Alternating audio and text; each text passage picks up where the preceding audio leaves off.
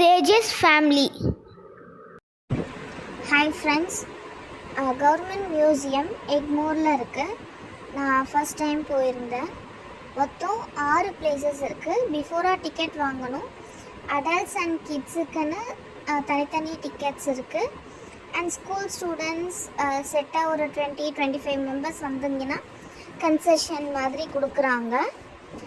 And மொத்தம் டோட்டலாக 6 places இருக்குது. நாங்கள் கொஞ்சம் லேட்டாக போனதுனால 4 பிளேசஸ் தான் பார்க்க முடிஞ்சுது.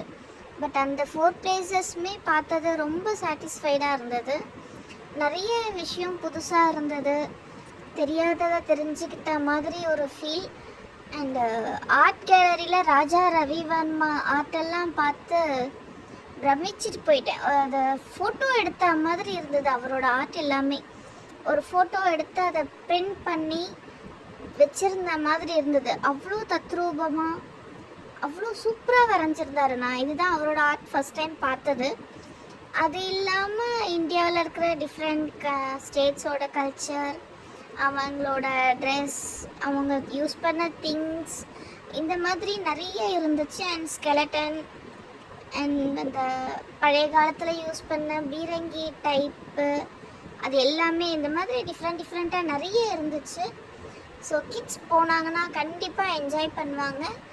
அண்டு நம்ம இந்தியாவோட ஹிஸ்ட்ரி கொஞ்சம் என்ன இருந்துச்சு, யார் வந்தாங்க போனாங்க, எப்படிங்கிற மாதிரியான என்ன மாதிரியான திங்ஸ் யூஸ் பண்ணாங்க, அப்போ இருந்து இப்போ வரைக்கும் அவங்களோட சேஞ்சஸ் எப்படிலாம் மாறி இருக்கோம் நம்ம, அப்படிங்கிற மாதிரி எல்லாமே தெரிஞ்சுக்கலாம். ஸோ டைம் கிடச்சா கண்டிப்பாக போய் விசிட் பண்ணுங்கள். தேங்க்யூ.